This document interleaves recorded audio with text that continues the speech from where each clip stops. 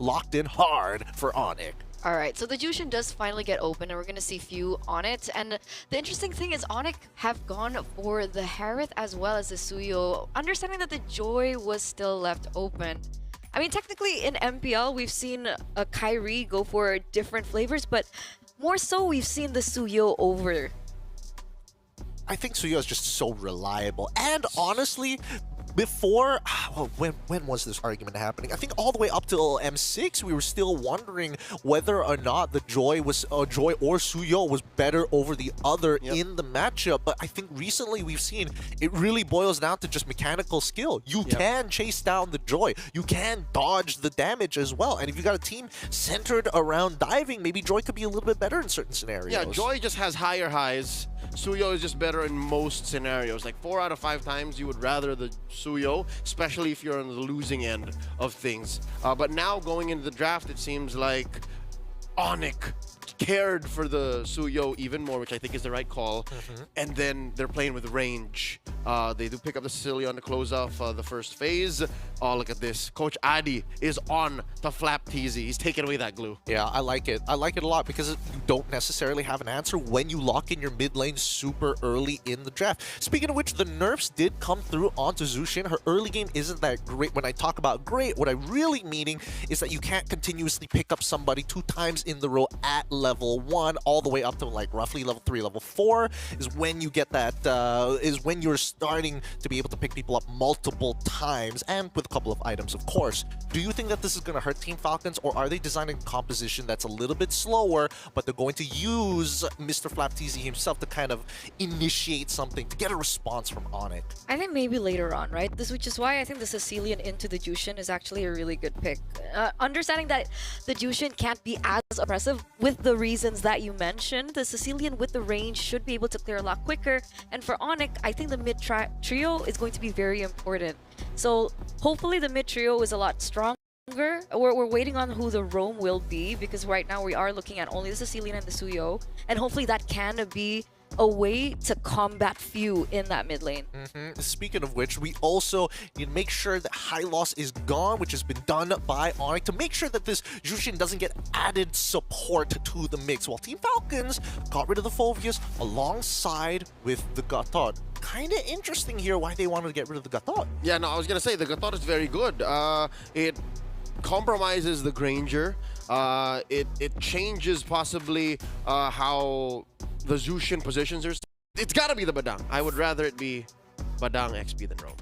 What else can they go for at this point, right? Because they need something that's a little mobile. They need something that can actually initiate, because Hilda isn't that sort of initiator. She kind of likes to poke at the beehive, the Falcon's Nest at this point. Sorry, the Falcon's Nest. Sorry, I'm still thinking of their previous iterations of past lives. It still is the Falcon's Nest. It's still the Falcon's Nest, yes.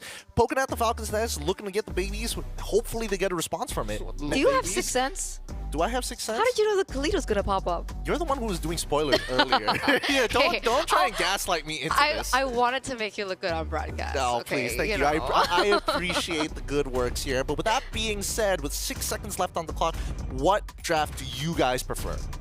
Okay, looking at Team Falcons, and again, that pitfall of theirs to pick weird and experiment. Not here. This is a powerful Falcons draft, so I'm feeling it. What about you, Eterna? I have to agree. I think one of the main reasons is also being I've never seen the Khalid on Ryota in MPL ID. So it is... Oh, wait! There you go. That's why. It's a switch. Okay, so Khalid for Keyboy. Oh, man. I'm a huge fan of Khalid Keyboy. Oh boy. Well, with that being said, our casters is going to be Eterna and as well as Leo. Give it up for them as they take you guys into the Land of Dawn. Here it is, ladies and gentlemen, match number 2 of the Snapdragon Mobile Masters. And we're going to kick things off with game number 1 between, 2 amazing teams that we've seen so far in the Snapdragon history. Team Falcons already has a championship under their belt, but so does Onyx. This has been dubbed the never-ending rivalry. For the better part of almost 3 years, these two teams have been going at it. and non-stop they've been delivering banger after banger. Keyboy here, catching few. Oh, Idle the Monkey is in trouble, forced to flicker away. Ryota looking to finish the job. He does get it done, but he's traded out for Kyle scores one. Yeah, we did mention about how aggressive things could be. You see Ogwin getting caught quite low at the moment. Meanwhile, Kaltisi and Keyboy are still going at it. Should be able to get out just fine. But this is what we were talking about, right? When Keyboy gets his hero, when Keyboy is getting his hands on a hero like the Khalid, very aggressive, it can be oppressive, especially in the early game. Kyrie, though, that's a forced flicker already in the first few minutes of the game. It's a technical knockout, I'll call it. For at least a couple of minutes, Ogwin will not be getting that flicker kick combo. Left easy up top, Bear down by 2. Keyboy gets stopped in his tracks. So far, it looks like mid has Team Falcons on lock, while, hold up, Kyle Easy looking for pushback there. What was Sans thinking? Was Sans trying to get that level 4 up top? Probably, right? As he gets that level 4, it doesn't make that much of a difference, but I mean, when they start going and corralling around the neutral objectives, it should help him sustain through. So that is most likely what was going on, and here we're seeing it actually all unfold. Keyboy not yet level 4, so that is something that we do need to take into consideration, as it looks like, though, Onyx have the better footing. Oh, that's 3 in the pit, playing in the paint, in retribution range. Kyrie scores. Flapped easy pushed back. Ryota doing amazing work. The Ryotarmy goes wild. This was the hero that he debuted MPL ID with, the Hilda, and he's used it a couple of times already since he first performed in MPL ID, and he has been doing work. I don't know what it is with, you know, Indonesian teams and the Hilda in the EXP lane, but it has been working out so far. Meanwhile, Team Falcons still looking for that clapback setup going on, but again, Onyx just really stepping up on the gas. Oh, Kyle Teasy compromised, jumped on. Keyboy scores 1. It might be another on the way. Owen gets popped by Sans. And MPL ID, this is what we call the brawl server, right? So Onyx RD are like, you know, welcome Team Falcons. This is how aggressive our gameplay can actually get. And so we're looking at 3-1 already in the first 3 minutes of the game. However, Super Marco has still been left untouched on the Granger, and that could still be a potential problem that Onyx will have to deal with. Yeah, that might be that one spot that Onyx has to watch out for, where Team Falcons finds their comeback. In mid, though, it's impressive. I dare say maybe a little even stubborn that Team Falcons continue to pressure mid. I get it, though. I understand. It's because you have a Jushin, and there's a Sicilian there that is slowly ramping up. You gotta apply pressure.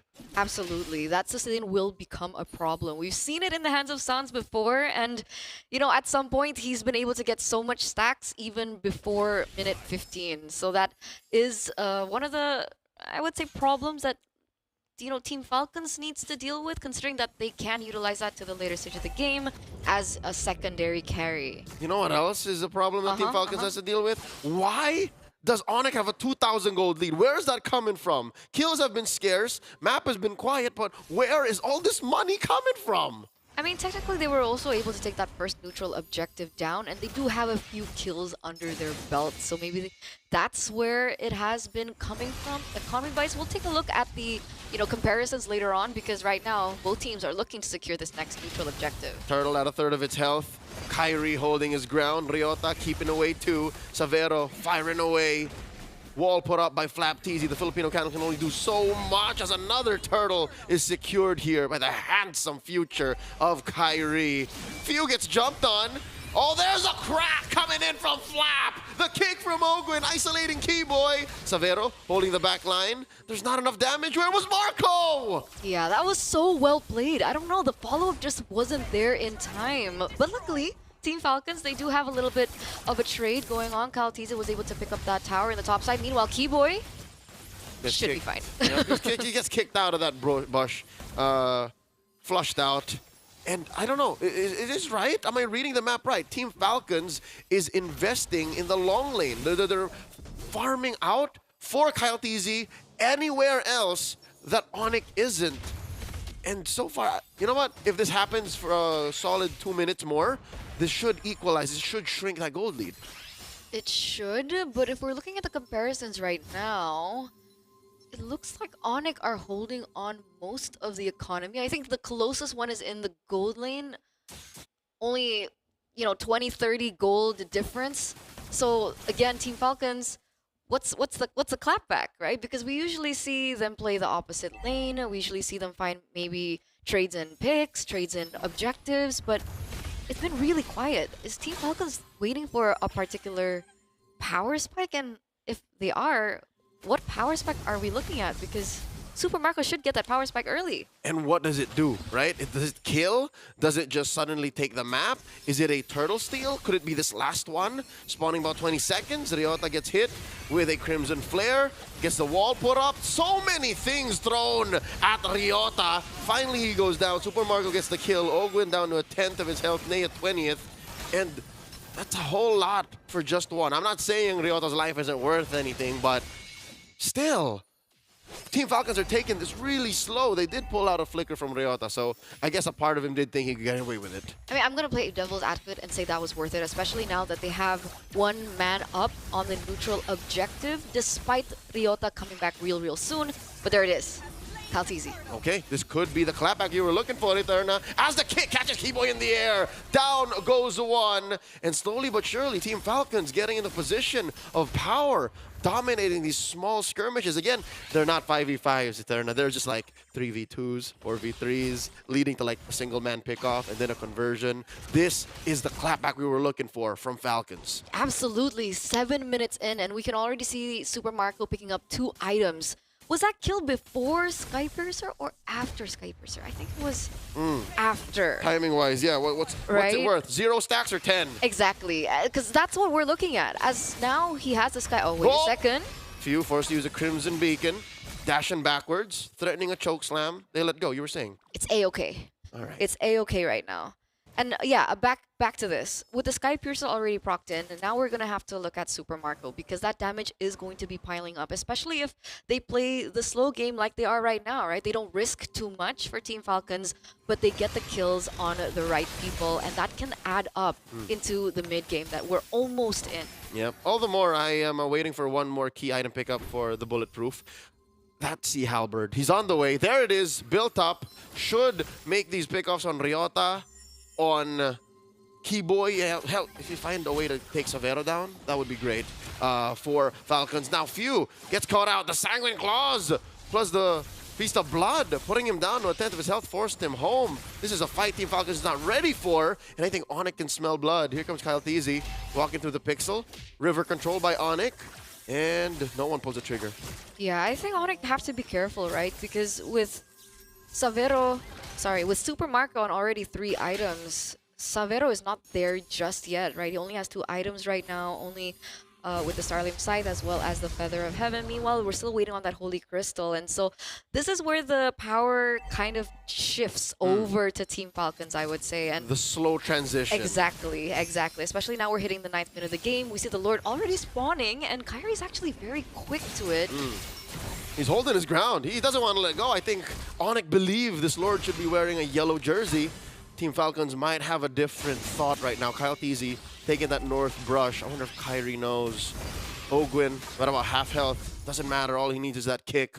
And Keyboy also looking for an amazing jump. Wow! On that sandwalk, Keyboy flushes out that space to the left. The Lord Dance continues. This is so patient. This is so patient by Kaltizi. MPLI, we don't see stuff like this, but look at the Lord Health going in. Oh, wait a second. That's a jump. That's Few taken out. They take out Idle Mock Kids, and Kyle compromises Savero, forcing out that Salmon Force. And Flap TZ moving out of the way. Still has that flicker. Still that has an ult. Kyrie secures the Lord. And it all falls down for Team Falcons. Not a single body, nor objective scored. All they could hope for is Super Marco to take down Ryota. That's happening off camera. And Onyx are happy with their win. That's a number for Skypiercer. Man, that's 3 members taken down, plus a Lord now for Onyx ID, the Yellow Porcupines, the Sky Kings, in an era where everyone was questioning them. This is against Team Falcons. This is no pushover team either. And now they have the Lord control, they have the map control, and you saw the tower as well just dropping up in the top lane, and they're pushing on the tempo. What's Team Falcons to do? All right, I guess it's back to square one. Like re-engage that transition phase. Find a way to close the gap in gold and then get more stacks on Marco. I hate to say it, but you play the same movie twice in a row. You find those little details, and then you go, ah, I get it now. That's how that happened. Memento, directed by Christopher Nolan. Zaman Force, dropped in by Savero, down bot, and he looks like he really wants to take it down, but there's not enough of a wave there. Flap TZ, I'll tell you now, Etern, I think took too long earlier on to pull the trigger. Super Marco down to 10 of his health. The crack, the kick, and the takedown. Kyrie falls. Beautiful, beautiful, beautiful defense coming from Team Falcons. Not a single inhibitor turret touched. And meanwhile, Team Falcons are still holding on to their second tier turrets. So, man, again, you can't count them out just yet. Ogwen as well with the pick was amazing onto Kyrie. This is what we're living for. Yep. Again, I did say the way Team Falcons could win is if they once again go for those singular pickoffs, work on the map, and then get Super Marco back on track is how they're going to win. And they're doing it now, slowly. The remix, we're seeing it now. Slow push down bottom. Tier 2 going to get cracked here by Team Falcons. And suddenly the gold swings once more. Oh, man. Now I get why they call it the never-ending rivalry. These two teams know each other way too well. And this is with the shuffle in Onyx roster. The young Sky King in Savero. The new General in Ryota. They fit in like puzzle pieces. Yeah, so even despite all of that, this is still the read that Team Falcons has over. And we saw the interview coming in from Flap TZ, right? He means business. He wants to find his revenge here. And it looks like they're on their way to it. Remember, we were talking about Super Marco from the early push of the game. He's already sitting at 3-0-1. So that's at least 2 stacks. And wait a second, Onyx are going for it. Oh, they want to bear down on Ogwen. He still has a flicker. Not enough range from Onyx nor lockdown to finish the job. So Team Falcons, they win and live another day for that engagement, but the rest of the map is still at deadlock. Kyle TZ, meanwhile, already at level 15. We do see Kyrie at 15 as well, so that's kind of an idea of what we're going to be looking at in the next neutral objective take. However, as the game progresses, again, Sans is going to be stacking up, and that damage should be able to be felt. We can already see that Onyx are already on the Lord. Oh, Ryota on a pickup. Might be a late entry here coming from Falcon. Savero secures the Lord. The quick 3-man knockup from Ogwen and the collapse. The 3-man punch, the crack from Flap TZ. Down goes Ryota. Flap traded out for. Keyboy does flicker out of the way. A less than ideal trade for Team Falcons. 1 for 1, but Onyx gets the Lord. That's an L, bro. Oh, but they could be getting this turret. So, right, I understand. The trade was not as great, but look at the pressure that they're still holding on to. Kaltis actually goes in at 1v3, deals some damage, and in the grand scheme of things, the fact that they were able to get a permanent structure, if they can hold off this Lord, I think it's still okay for Team Falcons. You're right. There is a point of counting your blessings and being optimistic about it for the Green Falcons. But look at bottom lane, Eterna. That is a chubby wave that Onyx have led up. And Falcons are for sure going to lose that tier 2. And if Onyx won it, I think they can even threaten this purple. All right, but Kaltis is lucky enough to secure it, and they have to deal with the rest of the map. They do take down the Lord, but the map has irreversible damage onto it. Look at that, like tier 2 up top. Onyx just blows on it and it breaks. And now the clock ticks for Team Falcons, right? We're already in the 14th minute of the game. Like we keep mentioning over and over, Savero is actually already on his power spike. I think the next item would be maybe Divine Glaive, because he already has the Holy Crystal and in his concentrated kit. energy. Plus, he has the concentrated energy. There you go. Those are the item builds, ladies and gentlemen, for those of you wondering back at home, seeing the progression. And things get a little bit worse, seeing how far ahead Sans is in that mid lane. He already has 3 items under his belt, a little bit more, you know, magic power to work with, but also a little bit more sustain in his kit. He has a lantern to boot, so he can actually deal with the frontliners coming through from Team Falcons. And maybe that's one of the main reasons why Flap TZ hasn't been able to be as aggressive with the fist cracks. Yeah, that right there is a clear sign that Team Falcons should put a huge green target on Sans. Not a single shutdown, not a single kill on this young man. Gilak Sans getting away with so much. Yeah, we're ready for that. Team Falcons right now still doing their best. Again, say what you will about them being crazy sometimes, experimental, flubbing engagements as they have a couple of times in this game, but they know their fundamentals. They know their macro. They know how to take control of the map so they don't lose as much as they could. And now, look at this. They're punishing Onyx for even checking on their purple. Kyle secures. Huh. Flaptease doesn't have a single magic item Defense? build up at all. He doesn't. Yeah, He doesn't. It's Brute Force Breastplate, Oracle, Thunderbelt, Thunderbelt. Oracle. Yeah, he does have toughness though. Okay. So that's a little saving grace. But I mean, as compared to Sans right now, Yep.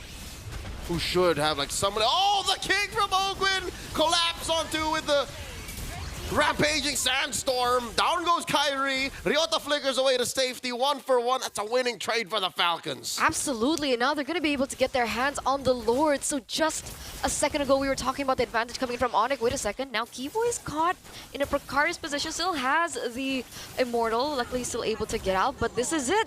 This is the turnaround that we're looking for from Team Falcons. A successful hunt for the best pure athletes in the game. Team Falcons get one over the Sky Kings in that exchange. Now there's a Lord marching down bottom for the Filipino champions from M5, Season 5 of SBS. The collapse from Keyboy takes down the Filipino cannon. Severo gets hit with a Crimson Flare with the Zaman Force on cooldown. Do they pick the fight here? Do they force it?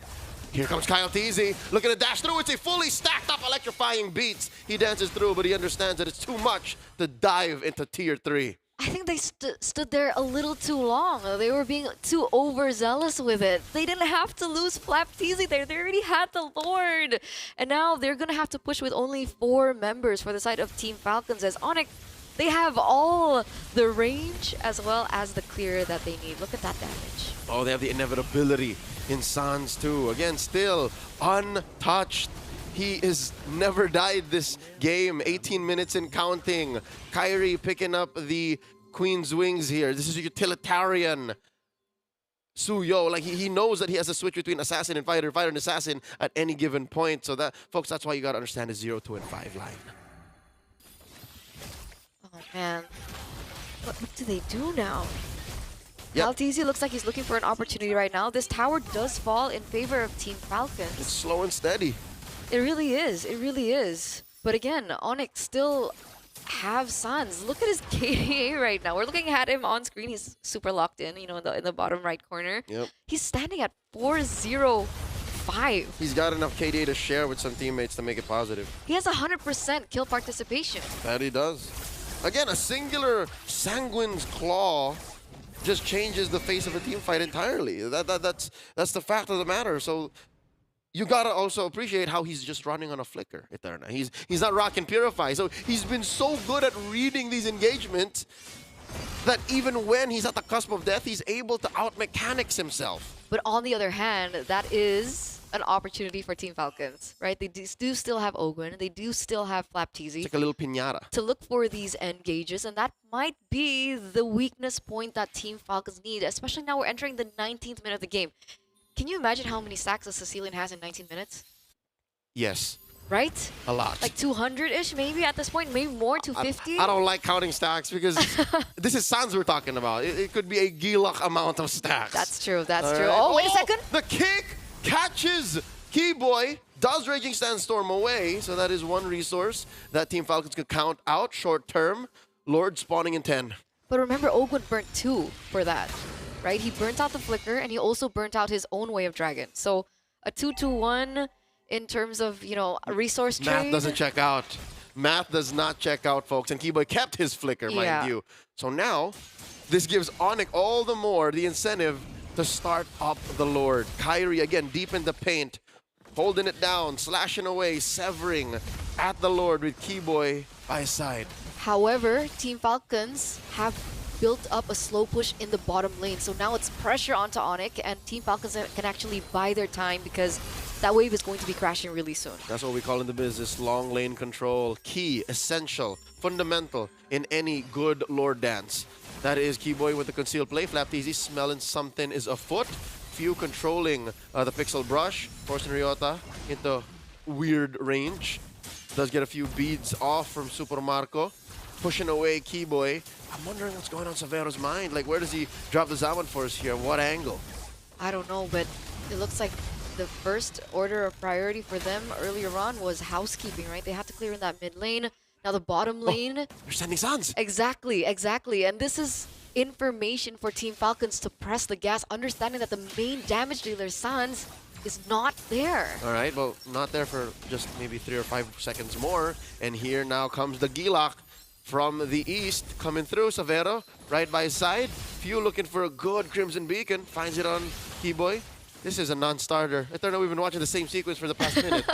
It's okay, it's okay. We have to be patient with these things. And No! both these teams are patient with it too. Remember, this is high stakes, right? This is a revenge story that we're looking at. It's This the build-up. is Flap TZ wanting to get the revenge on Onyx ID, but that's a Lord.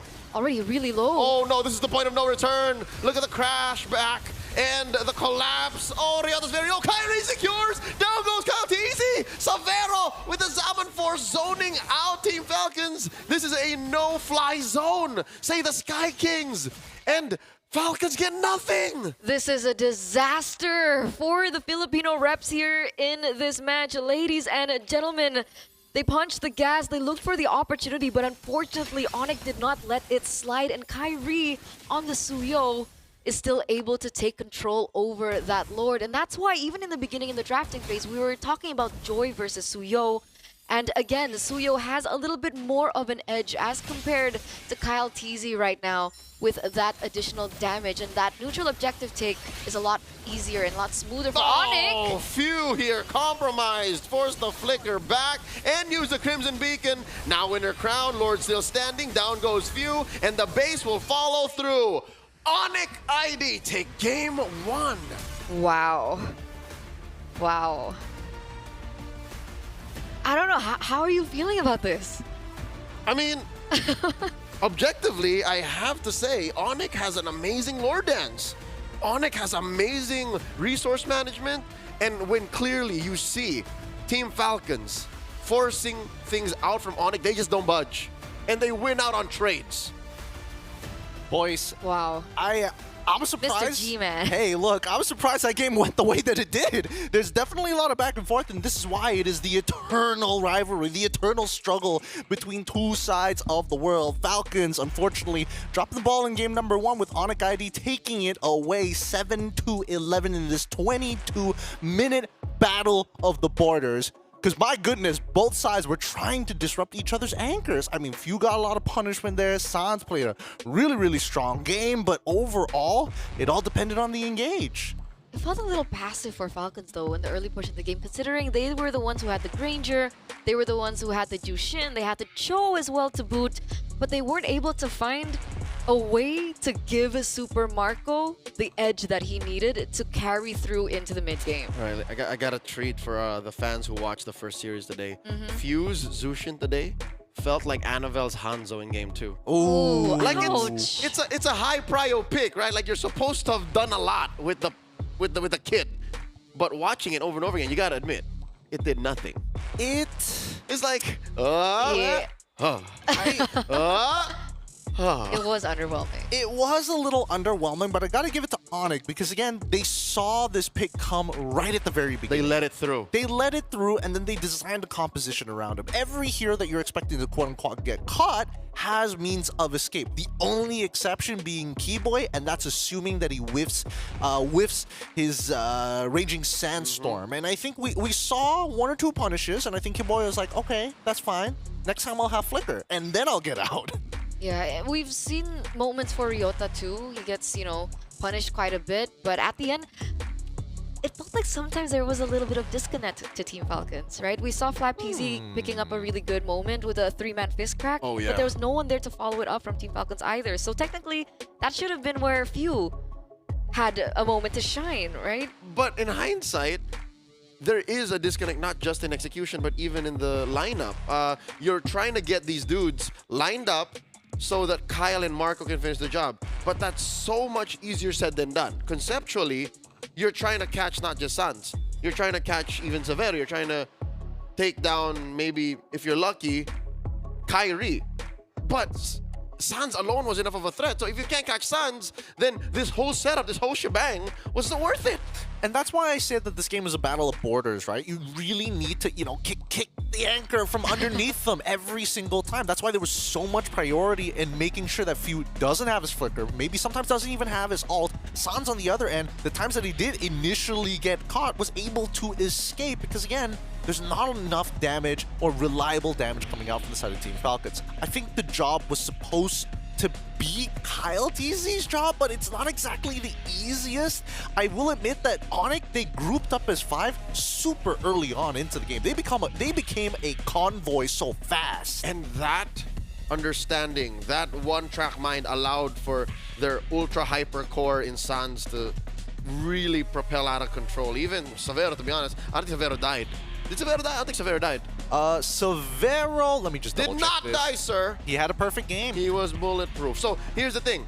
I figured it out. The reason why I think Fuse Zushin did not feel as good as he could have. Onyx front line are built to be punished. Like, they actually enjoy it. Look.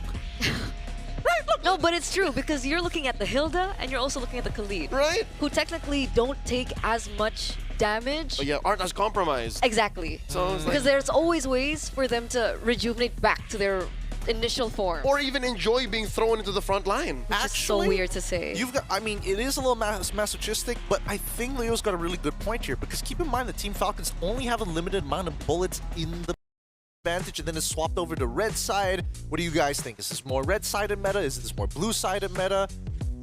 I think it's Sense, especially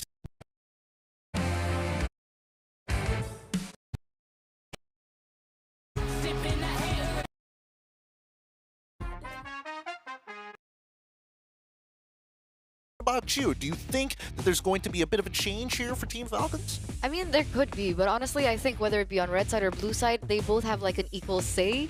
What I'm looking at more is just, you know, overall composition and their synergy and their chemistry with one another. Because what was the idea for Team Falcons with that composition? Did they want to play for the Granger? If they did, they didn't really have as much of an underlining on the Granger in the gold lane. What they want to play for pickoff? Because Jushin is not as great because her damage isn't a burst type of mage. She's more, you know, DPS, I would say, in a sense. Yeah, no, we were kind of cobbling together what the concept was as we were going, and it seemed like Falcons that there are some I don't want to say anti-synergy. There is somewhat of a concept of being able to kind of peel very, very slowly against a composition, Yeah. but I don't think that they were ready with how resilient that front line was coming in from Onyx. Because with no real burst, it's like, oh, I get you down to 50% HP. That's not enough. It was so resilient. Oh my god. I truly believe something came out from these players' mouths. Like, why are they not dying? They're enjoying this. And we saw that even from like the first few minutes of the game as yeah. well. And they did not stop. They threw like 16 ults. It's like Ryota's like finally dead. But Badang banned by Onyx. I think this is a good ban because again, it did give him a couple of problems. It made the engages really hard, especially if you want to kind of, you know, leg sweep them, get to their anchor straight away in Few. But that's under the assumption that they want to play a composition designed around Few being the one who kind of stands tall. In the meantime, though, let's see what this first pick is going to be. The Kalia, the Jushin, as well as the Fanny's open! You're right. Fanny is open, and Onyx happily obliged. The Falcons, they could just go for the Cho here, or look for that, you know, mid-prio EXP, invade, insta-take blue. Yep, no. Despite the Granger and Harris being open, Team Falcons, they don't pick the best heroes, they pick the right heroes. The heroes that will compromise Kyrie's cable swing in, and they do so in 2 roles, in Roam and in the Gold. Because look, how often does this happen? That the Harris and Granger open, you don't pick them?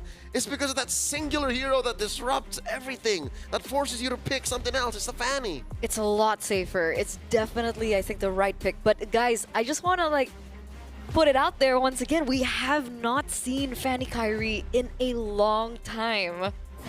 Being first pick, there are so many ways to work around it, and I'm fearful for that, and I'm concerned for that. I have no doubt for the Breaker of Chains, the Hide Your Sisters.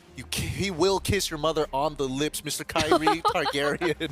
He is a monster in the jungle for a reason, a superstar import, and I still think that he can hold up to that name, even if his hair changes any other color.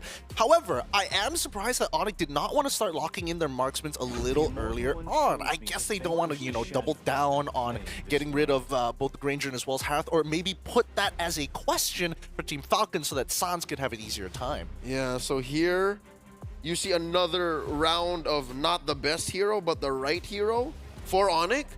You're right, they could have picked one of the more high-prio gold laners, but instead they go for the heroes that support Onyx overall strat. This is what we want to see. This is what they did in game 1 that trumped Team Falcons, and now Team Falcons close off with the first phase by picking a hero that's just good overall. There's a Suyo. Now banning out these pain points, Team Falcons take out the Sicilian. I'd reckon Onyx are gonna crack down on mid as well. Yeah. And it does make sense, right, the Sicilian being banned out, because technically Team Falcons, if they want to pick it up for themselves, it's not as safe, especially with the Fanny now in the picture for Onyx. So still something that Onyx could have picked up. And they want to also underline that they have already that early game pressure, right? The Jawhead and the Hilda is going to be very aggressive in the early stage of the game. Mid Prio is also going to be a problem. So I'm expecting another mid lane ban coming in from Team Falcons. So they would rather let Onyx kind of decide on what their marksman is going to be. I mean, Team Falcons only has so many bans to go with. They could go 1-1 here. I think at least for the early Moskov pick, it does make the Harith kind of like, ooh, gotta be a little careful in the lane in comparison to things like Granger, for an example. And there's still cross-map plays, which is accessible for Team Falcons, which they're so good at. Yeah. That's one thing that they learned the hard way from game 1. They're investing in the map. They're investing in macro. That's why they picked up the Moscow first aid. They're saying, hey, Granger, Harith, be damned, whatever. And they're now investing in range. And still macro, like you're still flying across the map with the wings by wings. So few ending up with the Farseer, definitely a good amendment to what happened in game 1. Again, 0 burst. So now it's all the burst. Yeah. I get the range. I get what the Farsa is capable of, especially with the changes to her kit. But that's a vulnerable mid laner. She's soft. Soft, and she just stands there when she ults. You know, that's just prime target, I think, for Onyx at this moment. Especially when they have so much dive. They have the Hilda, they have the Jawhead, and we're not even mentioning Kyrie right now on the Fanny. Some tender love and care is going to be needed to be invested into Few if he wants to stay alive and get those early rotations. However, let's see what Onyx is going to do to finish off their composition here. To kind of wrap things up, it's going to be oh, wow! They go for the Veil as well. Interesting options here. Whoa. It's not really zone control, but they've got Burst out of the wazoo now. And even better yet, when it comes down to the Lords, the Turtles, these objective fights, it's going to be interesting to see how Onyx is going to play around it, with the final pick being in the high loss. Boys and girls, what are your opinions? Let's start with you, Eterna. What do you think about the compositions, and who are you favoring more? I mean, technically, there is a lot of CC coming in from Team Falcons with the Hylos now being picked up. It's good peel for the Farsa, and also they do still have it with Ogwyn on the show.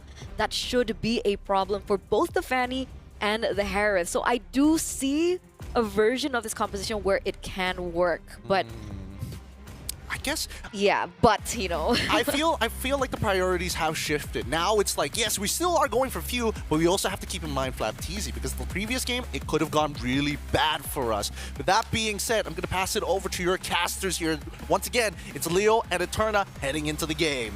Thank you so much, Gideon. Ladies and gentlemen, we're going to bring you into game number 2 in this best of 3 for our second match on Stream A for the Mobile Masters here, Snapdragon Pro Series. As you can see, both teams are getting ready. Remember, we're at match point, and we saw earlier what Flapteezy was able to say in the interview, how this is such a high-stakes game. It's a revenge story through and through, and we're going to see whether or not Falcons can force a game number 3 over the Sky Kings. From JB to Jakarta, Team Falcons have a chip on their shoulder, and it's not looking good. Oh my lord! Ogwyn with the first blood drawn on the Suns. Damage reduction, allowing for Ogwyn to survive. Few looking to punish Kyrie. Where'd that come from? And Kyrie doesn't even get the hit either, so there's no trade back. That's Angie. That's Angie Ogwyn. Team Falcons is, I'm going to teach you a Filipino word, Tagalog word. Say What is it? gigil. Gigil. Yeah, they're gigil right now.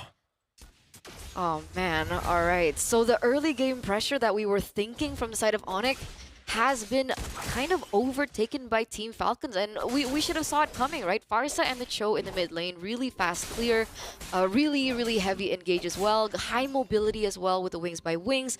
As we're also taking a look at the player emblems, we do see a lot of emphasis on movement speed coming in from Team Falcons, and maybe that's the change that we're going to be seeing from game number 1 to game number 2. They want that mid trio prio. Yeah, a little more mobile, get into the fight even before it starts, get better positioning. That is Team Falcon's resolution here. Keyboy gets an ejector on a Kyle Deasy, intercepted by Kyrie. He gets one down, revenge kill for earlier. Now we're sitting at 1-1. 1-1, but that previous death was on Sans. So technically, Team Falcons has a little bit more, leeway to work with. Technically, it should help Team Falcons be able to get to a better EXP lead. Meanwhile, Ogwin already trying to punish Kyrie in the purple buff. Does he get it? Is a problem, but it's enough time for Team Falcons to set up for this neutral objective. Yep. Falcons, first to the scene. Sans and Ryota answering back. This is turning into a 4v2. Not unless Kyrie has something to say. Feather Airstrike already popped by Few. Soft reset on the turtle. Secured by Kyle Teasy. He gets out of dodge, dashing through that Y brush. Survives. Down goes Kyrie. Ogwin gets a kick and a kill. And the rest of Onyx back out. Oh, it's Sans gets taken down by Marco nonetheless. This is an amazing start for Team Falcons right now. 3 kills on the board. That was an SOD entry. Exactly. Neutral objective take as well, and that's the beauty of the Moskov. Not only is it a great way to kind of hold your ground against assassins like the Fanny that's on the hands of Kyrie, but also the fact that you have a lot more global pressure to work with. And finally, we get to see Super Marco actually have an impact in the game, unlike what we saw from game number 1 when he was stuck on the Granger. Early too. I think that's what's key for Falcons is they want to move fast. They want to impact the map and get their game plan going much sooner than when the opponent can react. And now Ogwin forcing a kick and a full combo, taking down Keyboy. I don't think Keyboy was expecting Team Falcons to let out that much of a response. Absolutely not. That was punitive. It's disgusting, right? The damage again on the Farsa is immense, and if they work around the fact that the Farsa is so vulnerable, but they play it in a skirmish like that and not in a pure 5v5, Team Falcons will be able to get a lot more value with the Farsa being picked up. And now we already see some rotations happening from Team Falcons into the top side. Savero needs to be careful. And here it is, that pressure in the mid lane back onto Ryota. So Ryota, Sans, and Keyboy, not as aggressive as we saw in game number 1. And that's mainly because Team Falcons are so proactive. 3 kills up, a turtle up, 1 spawning now in the upper quarter. What's this Fanny to do, right? The next thing you know, I'm going to say now, is he's split pushing. Kyrie is just winning the long lane, and then he just jumps in, and, it puts Onyx in a weird position. Oh, speaking of weird positions, Few bursted from 100 to 1 and forced the wings by wings out. Ouch. That's definitely the potential of the kill pressure that Kyrie has. Wait a second, that's a flicker used. And they don't go for the engage. Now Few's caught low. Yeah, Few knows his team needs him. Hides in that brush, asking, can you guys hold out? I have a feathered airstrike. There it is. Popping it onto Ryota. Glorious pathway by Flap Teasy. Deterring the entrance of Onyx. Savero takes down Ogwin. It's a man down, and Kyrie scores 1 for his team. That's a turtle and a kill for the Sky Kings. That's the clapback here in the 5th minute of the game. Just by Kyrie dishing out the damage onto Few because what? Down bottom! Oh! That's what! Oh. There it is! Super Marco gets caught out by Kyrie. A free kill down bottom. Super Marco was just working on the turret. Come on! That's a good break. That's a good break for Super Marco. Now caught in 1-1-1 in terms of that KDA. And this is the kill pressure that we were waiting for the Fanny to have. What do you mean a good break? Getting to that power spike as fast as possible. I would say, oh man, they didn't see that coming. No, Keyboy here holding that orange brush. And Kyle Teasy, that's too much burst even for Suyo. All right. Kyrie is actually holding on to only 1 item right now. So that's the damage he's already having just with the heptacies alone. That's right. No, and that's how much Marco took to the face. And now he has to recover from that. And he's still holding on. He's still pushing it. Look at this down bottom. Marco falls again. And now Kyrie had some help. Ryota was there as an accomplice. They're not letting it slide at all. They're going for more value. And look at Ryota being able to assist that, maybe a boost of confidence. Look how aggressive they are. Oh, Glorious Pathway set in by Flap Teasy. Kyle Teasy gets out of dodge. Feathered Airstrike, stopping them from retreating so fast. And now Ryota in trouble, looking for that passive proc. No slows, no stuns. Ryota gets away. They were able to take Keyboy down in that, re-engage coming from Team Falcons, but they were already able to trade it with a tower up top. Severo gets it. It's a good deal. It is. And it looks like despite Team Falcons holding on a lot more control in the early portion of the game, Onyx are definitely looking for opportunities too. They're not going down without a fight. That's right. They won't have to wait till Kyrie can just farm the long lane. Keyboy picking up the Antiqueras here definitely should do some work, especially since he's going against Kyle Teasy. Feathered Airstrike, compromised here by Severo, pushing few out of that brush. Now Ogwin forced the flicker out, down to about 1 HP. Flap Teasy, Glorious Pathway getting out of the Zaman Force, survives, but only for a second longer. Gets out of dodge. No kills for Onyx. Team Falcons happy with the final turtle take and a turret off cam. So again, they're trading back and forth once again. A turret for a turtle, a kill for a turret. And Team Falcons were able to get the better out of it in this particular engage because they didn't waste too many resources as they took that objective take. And that was information as well that Onyx had, which is why we didn't see Kyrie going full ham into the members of Team Falcons. Despite them being on a relatively low amount of HP, we do see Onyx trading it for a turret in the bottom side, but that gets instantly traded back by Team Falcons there, as we saw earlier up on screen. Wow. These teams are so in sync with what they're trying to do. Their cross-map plans that they're willing to trade for, that it happens within the second. Bottom lane for top lane, tier 2 for tier 1, Yeah. rotation for the buff, holding down these bushes. Look at that Ogwin, kicking Keyboy out, flushing him out, and Ryota backing up as well. This is a Lord spawning in the lower quarter. Question, is Kyrie getting his purple? Is Falcons not attacking his purple? I don't think so.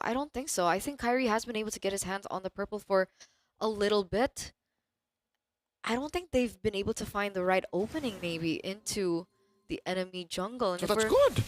Oh, there it is. See? Okay. So again, that's step one. As a Fanny, you secure your purple, and then you can talk business. That's why I guess Onyx is not so worried. Their fans watching all around the world. Eterna is not so worried. That really? Despite everything that's going up on screen right now in the first 9 minutes of the game, Team Falcons are still holding on to the gold lead, 1,400. I know it's not too much, but the Yeah. problem is that gold lead is mostly being held in by Super Marco, who already has the Holy Trinity. And that's going to matter as now, ladies and gentlemen, we get to see the Lord back in action, and that is going to be a problem for Onyx. Yep, they can't, the way they were in game one, just preemptively starting it. This is a Fanny we're talking about, so late entries are the way to go. Ogwin here, blasted by Severo. Ryota pushing him out of that brush, backing off, has to recall. I guess that's technically a man down. Few, Feathered Airstrike, pushing them out of Lord Dance range, and Ogwin holding his ground, refuses to recall. Doesn't want to get to his wounds tended like a real man, but now he eventually has to. Again, this fight cannot start without a flicker kick, and Ogwin wasn't ready for it. Absolutely, and you could see the Super Marco was still busy in the top lane as well, still looking for that lane control in the far side of the map. That will, kind of force Onyx to deal with it. So both of these teams don't really want to pull the trigger just yet. Few wings by wings. Okay, there was backup from Ogwin there. They're so liberal with their skills. I mean, Yeah. they know because they control the map. They control the long lane bush, the river bush. They control the long lane. That's one thing. And look at this. Kyle Teasy secures the Lord. No problem. It's just Ryota threatening the kill. So what's the call for Onyx now? Okay, maybe eventually they go down to this. You see, Kyrie just pushing the long lane, farming out, waiting until Severo's ready. But when is Severo ready? That's the question. I would say that he is not. He's only on 2 items right now, only with the Starlium Scythe and the Feather of Almost. Heaven. He should be on the way to the Holy Crystal, but as soon as that Holy Crystal lands, it should be okay. They don't need the Divine Glaive just yet. I don't see too many anti-magic resist. I do see 2 Silence Robes on Ogwin as well as Flapteasy, but other than that, no Athena Shield built in just yet. How about Satu Gilak, the crazy one? How about Gila Suns? Yeah, he's been having a tough game, you know. 0-2-2. Oh my lord, feathered airstrike on a few. Ejected. He wasn't ready for that. He had to purify. Man, I mean, I guess despite everything about Suns and maybe we were wanting to get into his items, the fact that he has that knockup, the fact that he has so much CC and so much tools, it's enough because everyone else can follow up, and that's few that gets bursted down. Okay. That's few, by the way. Okay, I get it. Crystal. I get it. There it is. I think it was a calculated trade. I mean, it's expensive, yes, but some things you just can't get a good deal on. Few was sacrificed so that Team Falcons could push mid. Look, they eventually got it. I think that was the price Falcons paid. It is a permanent structure that they could utilize. A lot more map control, a lot more map pressure. Ogwin pushed out. That definitely could have been a lethal kick if he committed the flicker. Did not just yet. Flapteasy with the glorious pathway. Team Falcons with dominant movement on the map because, again, they have all the incentive to be as proactive as they could. They're still holding on their ground. They're asphyxiating Onyx for the moment. They haven't been able to look for an opportunity. Choking, right? Severo goes in for, oh, wait a second, Ogwin. Oh, Lord Keyboy! Down to a 5th! All from Super Marco's basics! That's it. That's the Holy Trinity at work, right? Corrosion Scythe, you have the Golden Staff, and you also have the DHS. Plus, he has a lot more, you know, tools to play with. He has the Wind of Nature now. Rose Gold on the way. That's the big kicker here. Because with so much magic damage, so much burst coming from Onyx, that Rose Gold is a problem. He's gonna be better in the paint, as the kids say. He's gonna be better at these trading moments, team fights that last a little longer. Does that mean Severo has to invest in a, yeah, it is. He's on his way to a concentrated energy. Yeah. So he wants to match Marco. But it's going to take him a little bit more time. And that's why there's a lot more emphasis on Kyrie, right? Wind of Nature built in first rather than the Rose Gold Meteor because he's definitely appreciating and respecting the kill pressure that Kyrie has. It's more eminent. Exactly. It literally could come from any direction. 360. No scope. No scope. Pro gamer moves. Literally, this is the best of the best in the business right now in action. Kyle Teasy and Super Marco in the pit. Uh-oh, Ryota? Catching Ryota. Can they finish the job? Ryota gets away with it. Lord now at half health. Lord Dance continues. And he can afford it just a little bit, right? It does take him time to catch up in terms of that HP, but he should be able to be A-OK pristine condition. Severo, though, not okay. Oh, dear God. Severo gets knocked up. Forced to summon, forced defensively. And now Keyboy gets caught with a charge Quella. SOD, no one home. But this is a go signal. Green light go. Team Falcons blitzing the Lord. All resources wasted as well from the side of Onyx, so they're not nearly as prepared. What was Severo doing in that push? It's a weird angle. Oh, Team Falcons, you can't make mistakes like this against this team. They will punish, they will capitalize, and they will now have the Lord on the way for the airstrike just to zone the members away from Onyx, so they will be able to get that turret in that mid lane. Yep, Lord will be marching down the bot in about 3 seconds from now, and Falcons are going to be synchronizing these waves. They're freezing the rest, so it all comes crashing down at the same time. Looking at Severo's items right now, there's the concentrated energy, short of one more. I wonder what his last item will be. Is he gonna go DG? full cannon Divine Glaive? Glass cannon build? Or Something safer. I mean, that should be Divine Glaive. yeah, then he can just sell his boots for like an Oracle if he needed a little extra. That's true. That's true. But either way, Severo should be at his power spike, but we do see Athena Shields building through, so they desperately need that Divine Glaive. Can Onyx defend this one? It comes down to choosing your battles. Again, they'll have to lose something, and that something is that tier 1, 3 down bottom. Next up is the second in mid. Glorious Pathway already spent up. Salmon Force as well. Severo dashing through. Ogwin gets his immortality popped here.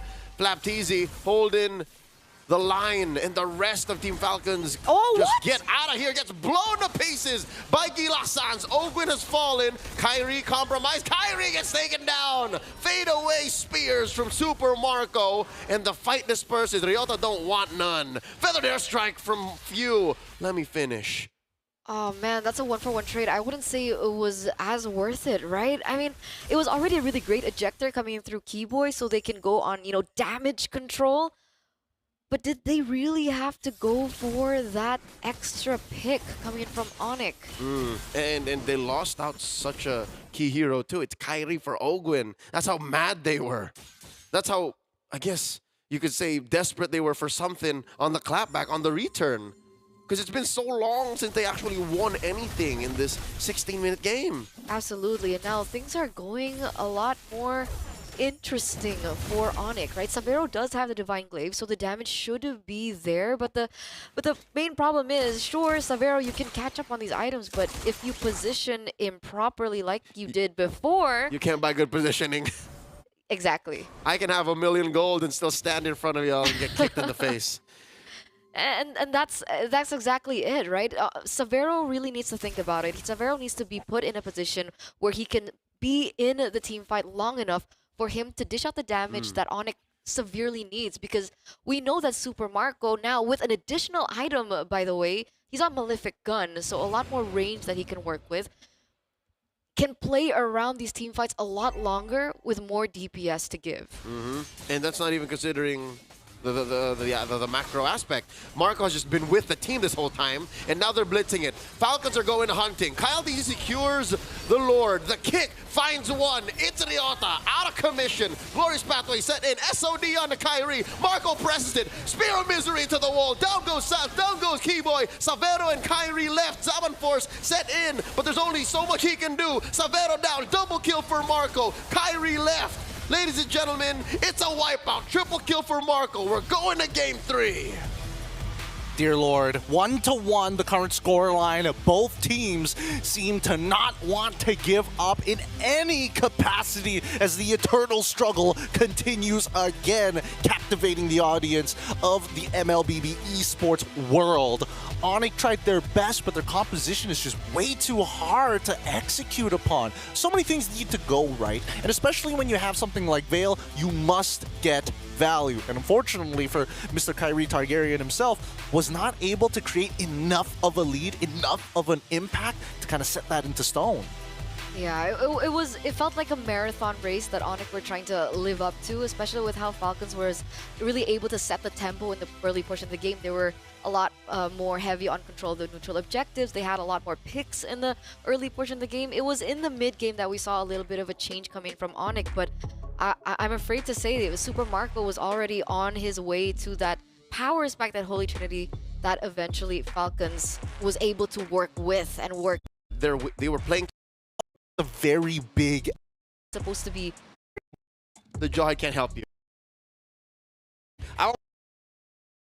is going to be fix your sit today. If you're looking for the most comfortable chairs, but also meets that competitive edge you're looking for, please take a look at the Athros. It's down right here on athros.com. It's designed. One of these chairs, they're great. They are bang for buck.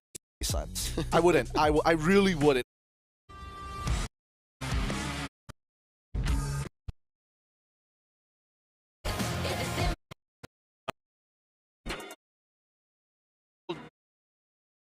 And what is it going to be? If this isn't a Suyo, Team Falcons should pick up the Suyo, but Remember, Kalea. yeah, I think that's what Falcons was going for. Is like, all right, you take out the Suyo, or else we pick another blue-haired hero that's pretty damn broken. And there it is. If Team Falcons are going the way we think they are, this should be the Kalea. Should be, or Team Falcons just go Super Marco, put on that bulletproof vest, put him on the Granger once more.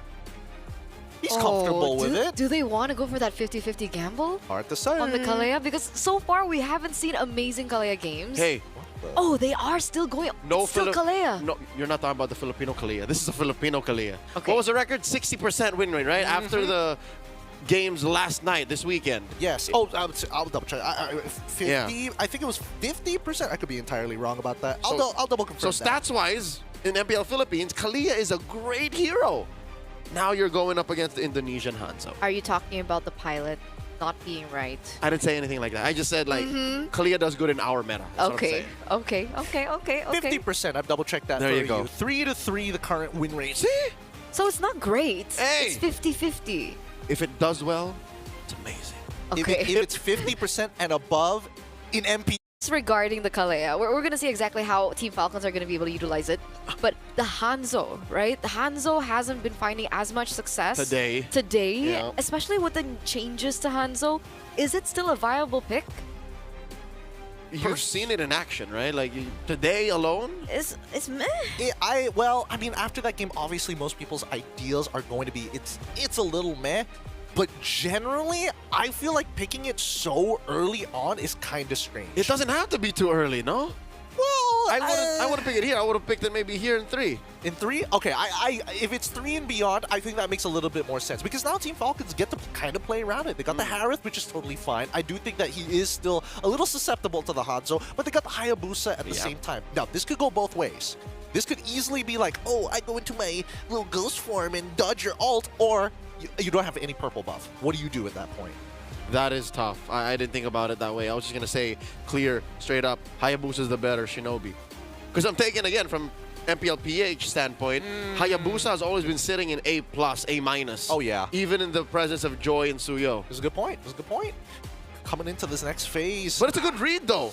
Yeah. Even if Sans picks up the Sicilian, he always has to be at the mercy of how hard Coyotes wants to kill him. I suppose. I don't know. This one's a little tough to say because I feel like I guess this is Sans' comfort because he was probably given an option. It's like, hey, you can play Farsa, you can play Sicilian. It's kind of like up to you. And Sans is going to lean in to what carried him in game number 1, which was the Sicilian. I think, you know, despite Sicilian being one of those vulnerable mages, there is still a little bit more of sustain to him. Is it the Bat Feast that gives him a lot more shielding? There's still leeway around it, and we've seen the Sicilian still thrive despite going against hard assassins like the Hayabusa.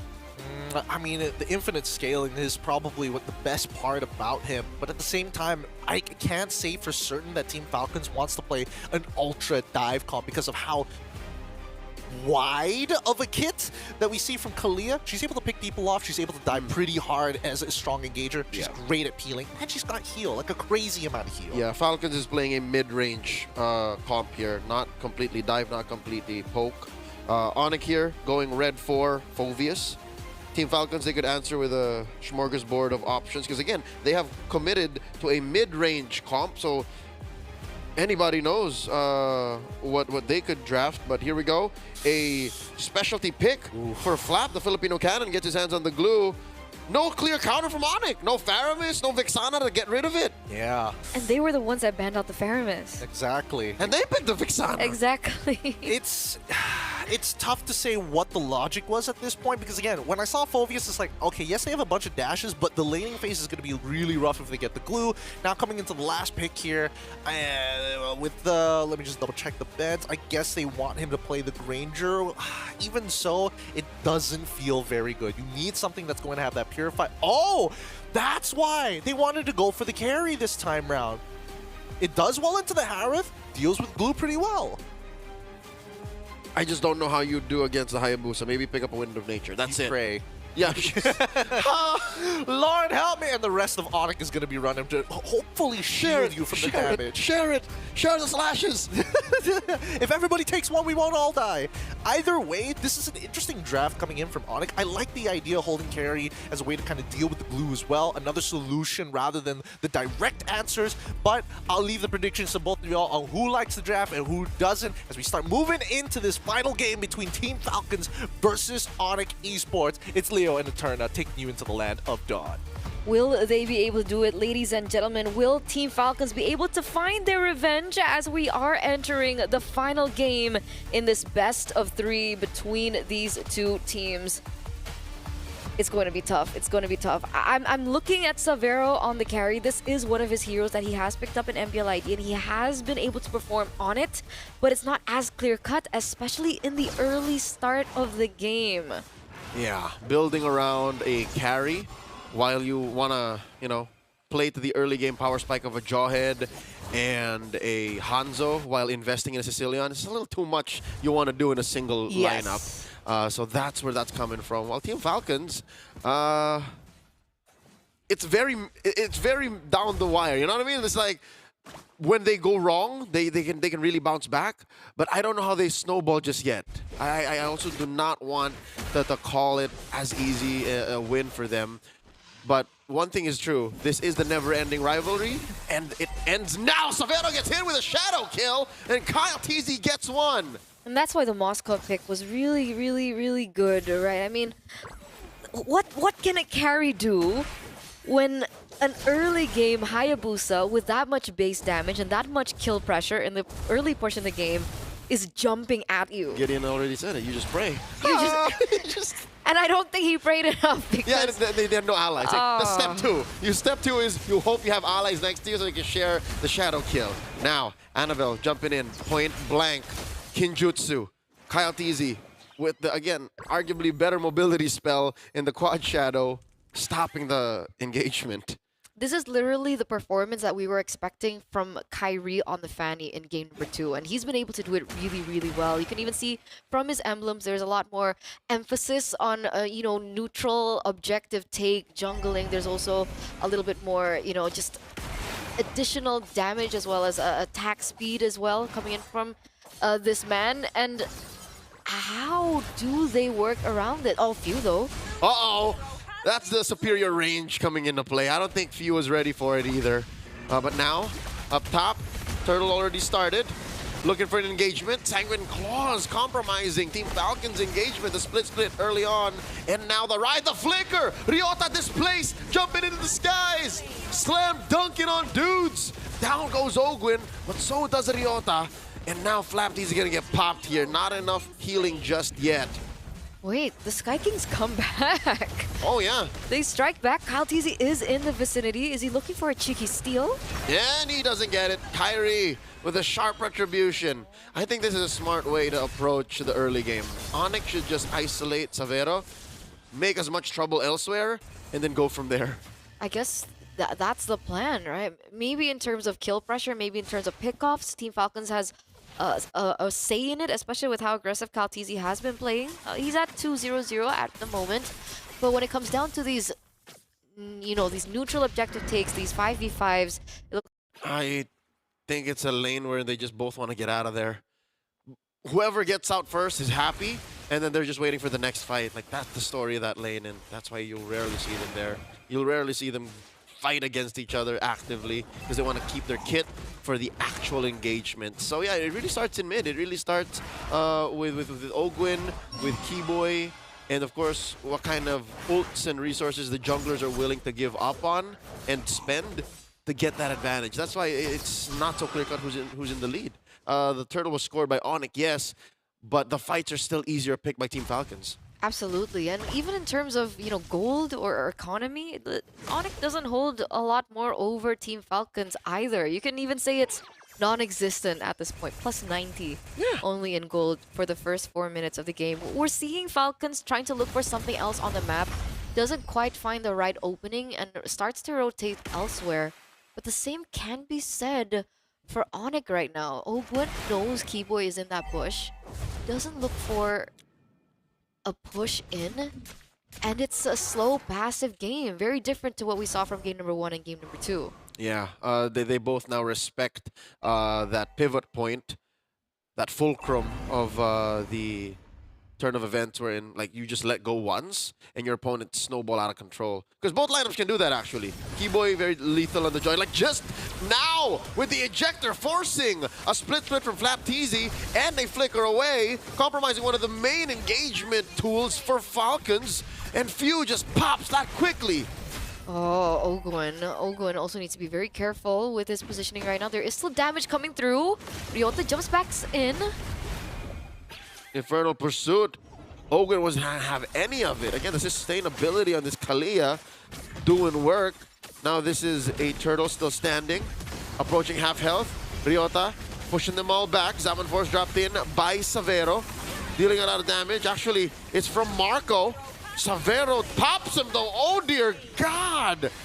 They're all just going down. Still no one taken out from Onyx. Down goes Kyle Teasy, and so does the Turtle, bowing down to the Sky Kings. That's 4 members taken down from the side of Team Falcons of Philippines for the price of absolutely none. It's free 99. It's insane. Onyx pick up that neutral objective. They pick up this turret as well in the mid lane, and the Hayabusa will not be able to function with his purple buff. Everything taken out. This is a 3,000, almost 4,000 gold lead for the Sky Kings in the first 6 minutes of the game, and they really are rolling out of control. This is that clutch point, that transition moment in the game where a single trade, a single win in a fight plus conversions will put you and skyrocket you in a position like this. I guess Falcons, they were just waiting for a perfect engagement. Onyx did not give it to them. They took down the elements or the singular parts of their fight faster and dismantled them even before they can get into position. So now, Onyx want to do that again. They're using Keyboy, they're using Ryota to force something out of Team Falcons.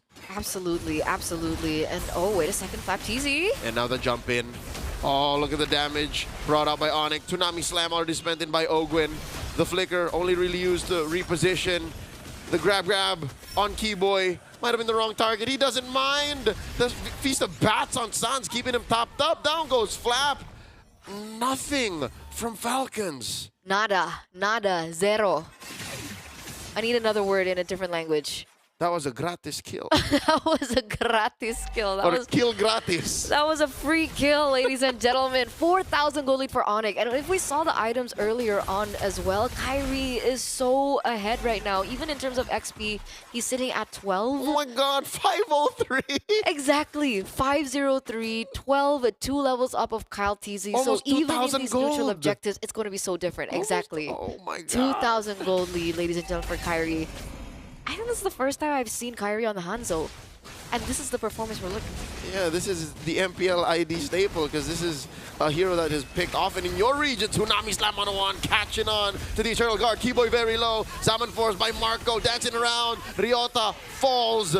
And that's 3 members of Onyx pushed out of the turtle pit, still standing. They've been holding this turtle overtime. He wanted to turn to a lord 10 seconds ago. Yeah, I don't think that was the best of engages coming from Onyx, and that's going to be a free turtle given over to Team Falcons. Well, technically not free. They traded 2 members from the side of Onyx for it. But this is the clapback we're seeing again from Team Falcons. Onyx have to be careful with these engages because, again, having the Kalea on the side of Oakwood does give them a lot more leeway to work around in these team fights. Meanwhile, Kyrie goes back in. All right. Dashing away, slashing away, forcing Super Marco to back off. That's what a farmed out Hanzo is capable of. Again, he's currently sitting at what? 3 items. That's his trinity, which is basically a marksman trinity. Yeah. It's Corrosion Scythe, Golden Staff, and the DHS for Kyrie. And speaking of the Holy Trinity, it looks like Savero is on his as well, already with the 3 items up. And it seems like they are ready now for more damage. I think in the earlier team fight, Savero did not have the DHS just yet. Yeah, no. It's basically a copy-paste build. Like, Kyrie, what are you building? Oh, Yours. Same. So that's the kind of damage they're putting out. It's real and physical. Now Flapteasy forced to use a split here. He's scared of ghosts. Rides the actual body. Pulls him out. But where's the clapback? Where's the follow-through? Shadow kill spent in by Kyle Teasy. But Kyrie has taken Flapteasy to a place he's never been. So far away from home, the Filipino cannon is going to get popped. Oh, and even Flapteasy also gets taken down, right? We saw the shadow kill earlier on from Kyle Teasy, and it's starting to look underwhelming. He only has 2 items at the moment, only with the Hunter Strike as well as the War Axe. So what he had earlier on is no longer there with how many items and how many physical resources or adjustments Onyx has against that kind of damage. Team Falcons need a little bit more time now. I think Super Marco next item should be the Holy Crystal. Just secured it in just a bit. And I guess that's what they're waiting for, that power spike? Yeah, it's all on Marco right now because I'm looking even at Few. He only has Kyle. He barely has 3. There, just built the Malefic Roar. So they are down. This is a significant 3K, 4K gold lead, ladies and gentlemen. And finally, the Holy Crystal on Marco. I think that's go time. maybe. If Flap can get a decent split, they've always been so good at compromising Flap. Even Ogwin, his tsunami slams feel like a hug from a friend, you know? It's comfortable for Onyx. Onyx doesn't have magic resist. Oh, that's a conceal.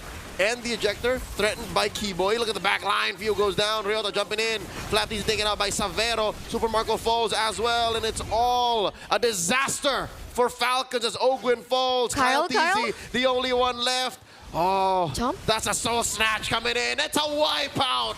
Onyx take down all of Team Falcons. The Sky Kings reign on top, ladies and gentlemen, in the 11th minute of this game.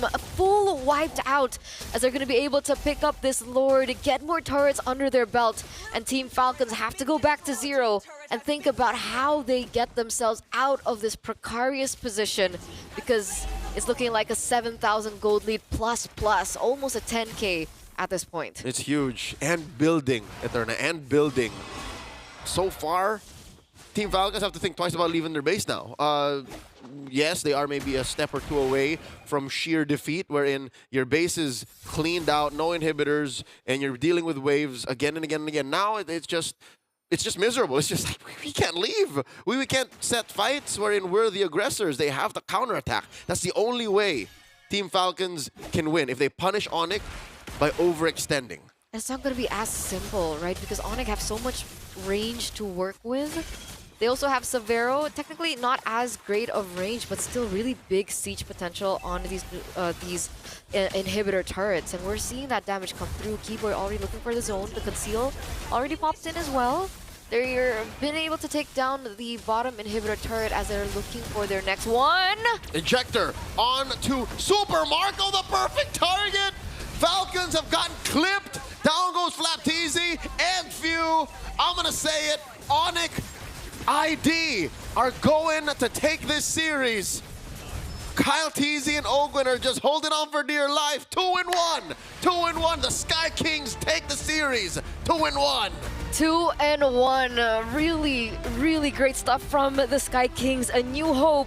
I mean, they went all the way to the grand finals the last time we saw them in the Snapdragon Pro Series, and it looks like they're trying to replicate that same success. Unfortunately for Flap TZ, that revenge plot will not be today. Woo, what a draft coming in from On.